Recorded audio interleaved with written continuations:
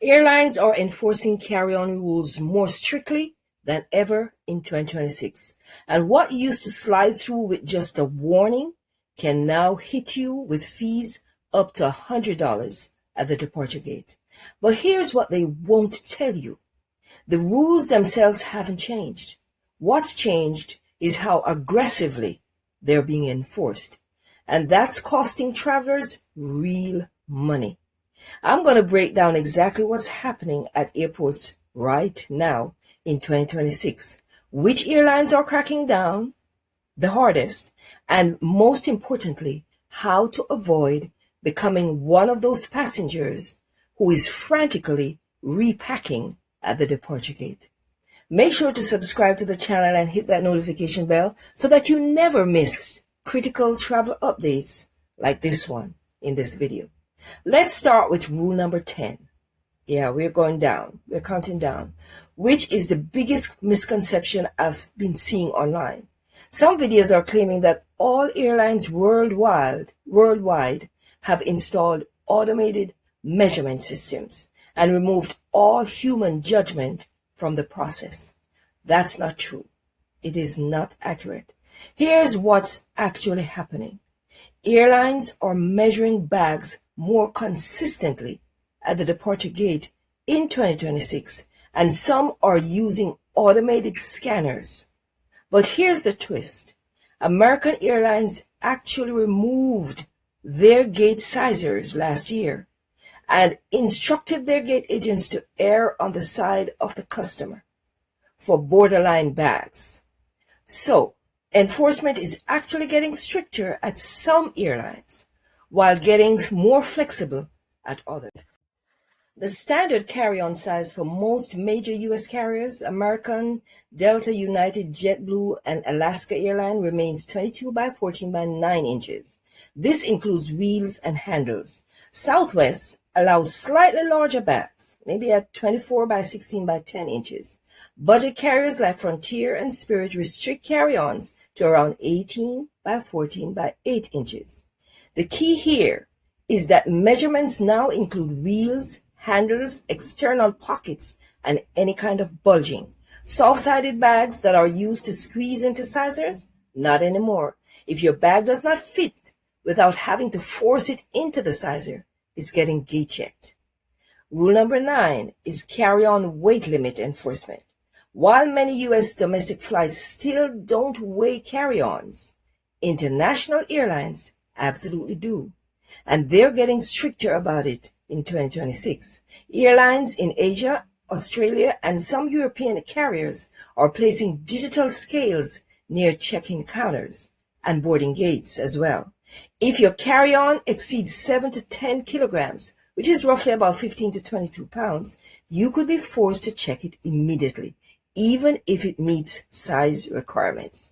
This particularly affects travelers carrying laptops, camera equipment, dense clothing, or multiple electronics.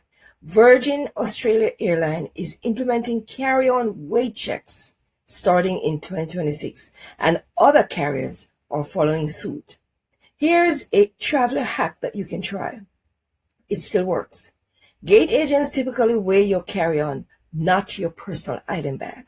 So pack your heaviest items in your personal item bag, camera gear, battery batteries, heavy books in your personal item under the seat. And here's another trick. Wear your weight. This means throw on your heaviest jacket, stuff items in the pockets, and wear your bulkiest shoes through airport security. Once you're seated, you can take off those layers and stash them away in your carry-on or in your personal item. Rule number 8 is about personal items. Airlines have tightened what qualifies as a personal item in 2026, and enforcement has become much stricter. Your personal item is under closer scrutiny.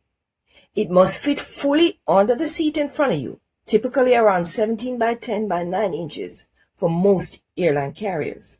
Oversized backpacks, overstuffed tote bags, and bulky laptop cases are now frequently flagged during boarding.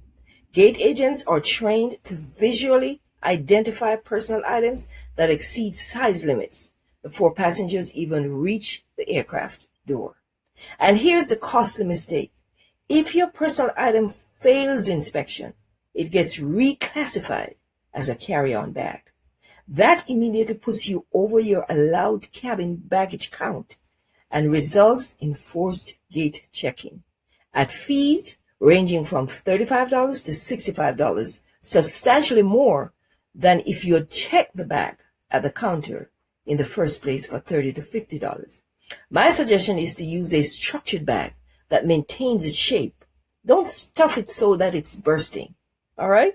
Rule number 7 is expandable bags. These are high risk, and I'm talking specifically about those expansion zippers on your roller bag. They have become a problem in 2026. Airlines now treat expanded bags as oversized baggage by default, even if the bag technically fits when empty. An expanded compartment can cause it to fail the sizing test. Gate agents have been trained to spot expanded bags quickly. The visual cue is obvious when your bag looks stuffed and bulges beyond its frame. It's hard to miss it. Airlines are no longer allowing passengers to compress bags by using their hands to make them fit. Once a bag appears overpacked, it's often measured regardless of what you claim the dimensions are. This has led to a sharp increase in last-minute gate rejections, particularly on budget airlines and short-haul carriers, where overhead bin space is limited. So pack your expandable bag in the non-expandable configuration. The extra packing space isn't worth the gate check fee. All right, so before we move on, I want to mention something that's helped thousands of travelers like yourself avoid these extra situations. I put together an ebook called 10 Massive Travel Changes that could absolutely wreck your next trip. It covers a breakdown of 10 urgent travel changes, including the ETIAS and the UK ETA authorizations, new visa requirements for different countries, passport renewal hacks, AI surveillance at major airports, France, Japan, and more, digital travel laws, fines, and overstay crackdowns, plus a full list of countries transitioning to e-visas and ETAs, as well as countries transitioning to online visa systems and digital authorizations, and so much more is packed in that ebook. I'll put the link in the description below. You can go grab it in the description. Now, let's talk about what happens when you get to the departure gate, and that's rule number 6. Gate agents still have discretion, but policies vary by the airline. Here's where I need to correct some major misinformation. Some videos are claiming that gate agents have zero authority to make exceptions, and that airlines have removed all discretionary power. That's actually backwards at some airlines. American Airlines, for example, they specifically increased gate agent discretion when they removed the gate sizers. However, other airlines have indeed implemented stricter compliance policies with internal audits and performance tracking to ensure consistency. I hope you're getting value from this video so far. And I'm not done yet. I have some more as we continue to flesh out the rules and get you to a point where you have enough information to travel like a pro. So stay with me. The reality is it varies dramatically by airline. But one thing is universal though. Once a bag is flagged as non-compliant at most airlines, the decision becomes very difficult to reverse. Last-minute negotiations are far less common than they used to be. The lesson here, do not count on talking your way out of it. Comply with the rules even before you arrive at the airport. Rule number 5 is about your electronics. TSA and airlines are paying closer attention to electronics inside carry-ons in 2026, and this is causing boarding delays. Large electronics, laptops, tablets, gaming consoles, drones, professional camera equipment are increasingly triggering secondary screenings. Yes, you're going to get inspected. Carry-ons packed densely with electronics are more likely to be flagged for additional screening. But here's the critical safety issue. Power banks and spare lithium batteries stored improperly are now one of the most common reasons bags are pulled aside for secondary screening. Airlines are strictly enforcing limits on battery capacity and also battery quantity. Any violation can result in items being confiscated or your entire carry-on being denied cabin access. Here's what you need to know in 2026. Power banks and spare lithium batteries must be in carry-on bags, never in your checked luggage. Power banks under 100 watts per hour, that's approximately 27,000 mAh, are allowed. Larger power banks, 100 to 160 watt per hour, require airline approval. Batteries must be protected from short circuits, so keep them in original packaging or in plastic cases. Smart luggage with non-removable batteries has been banned since 2018, but enforcement is now absolute.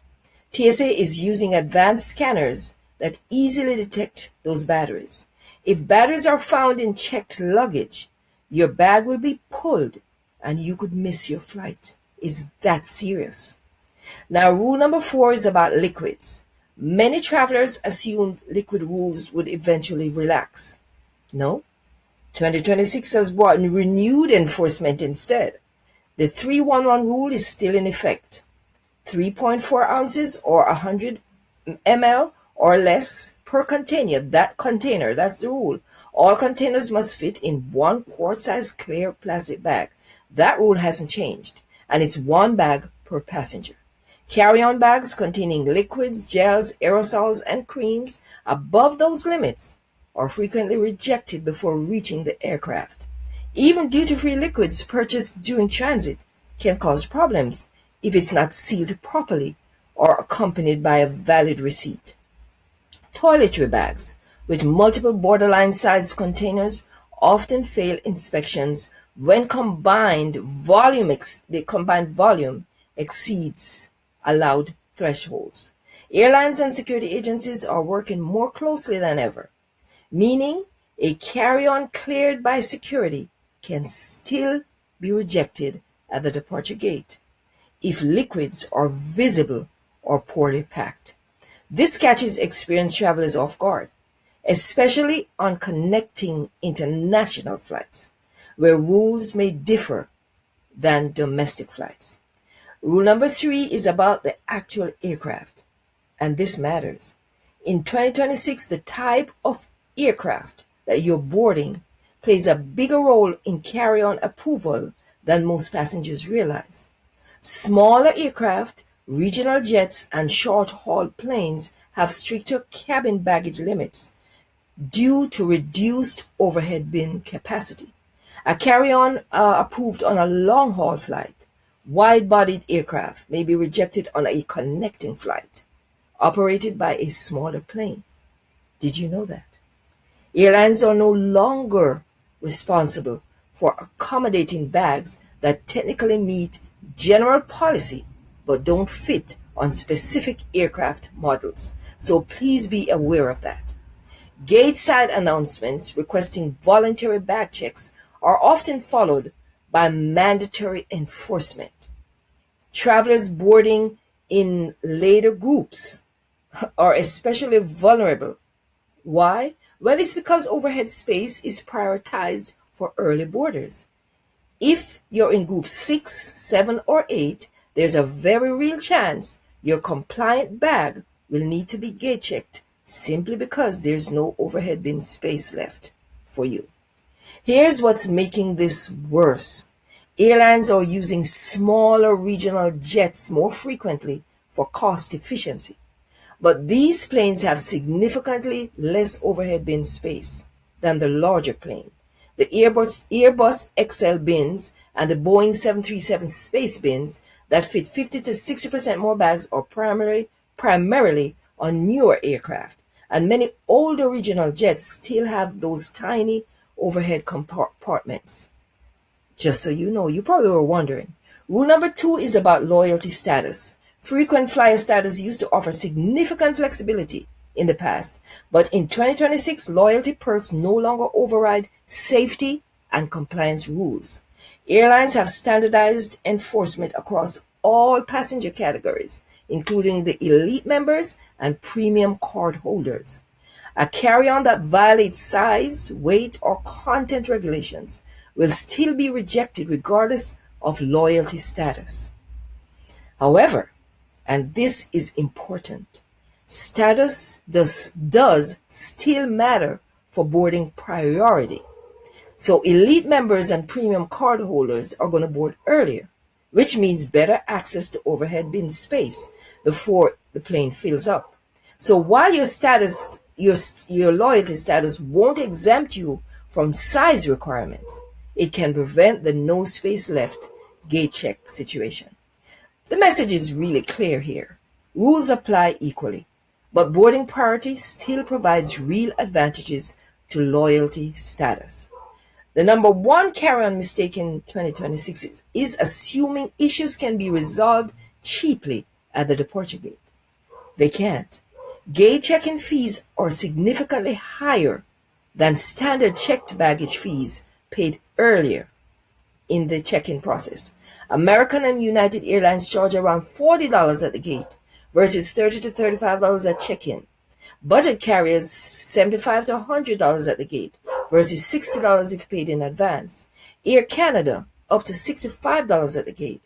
Airlines use these fees as a deterrent to discourage non-compliant carry-ons and to speed up the boarding process. Once your bag is rejected at the departure gate, you're given no time to repack or redistribute your items. The bag is tagged, it's taken away, and sent to cargo hold immediately. This increases the risk of delays, missed connections, and damage to your belongings. So be wary of that. Avoiding last-minute gate rejection has become one of the most important travel strategies in 2026. The bottom line is that air travel in 2026 is no longer forgiving. The rules themselves have not changed much, but enforcement has become stricter and more expensive. Gate check fees are now the costliest consequence of non-compliance, and ignorance is no longer an excuse. And now you know, so don't be ignorant. Be an informed traveler. The travelers who do well in 2026 are the ones who measure their bags, pack smart, know the rules before arriving at the airport, and give themselves extra time for inevitable security and boarding changes. If you found this video helpful in any way, please hit that subscribe button and that like button. Drop a comment below with your own travel experiences and stories. And make sure that you hit that notification bell so you don't miss most important updates like this coming up as they flesh out these rules. And don't forget to grab my ebook called 10 Massive Travel Changes that could absolutely wreck your next trip. If you're traveling in 2026 or 2027, this is something you really need before you book any flight. The link will be in the description, as I mentioned before. Oh, and one more thing that I want to tell you about. I recently started a new channel specifically for people who have decided that flying just isn't for them anymore. And that's okay too. On that channel, I talk about alternative ways to travel that are calmer, safer, and less stressful without giving up the joy of seeing the world. I'm going to leave the link for that channel in the description below as well so that you can subscribe. Thank you in advance for doing so. I hope you found value from this video, and thank you so much for staying on till the end. Safe travels, and I'll see you in the next video. Thank you.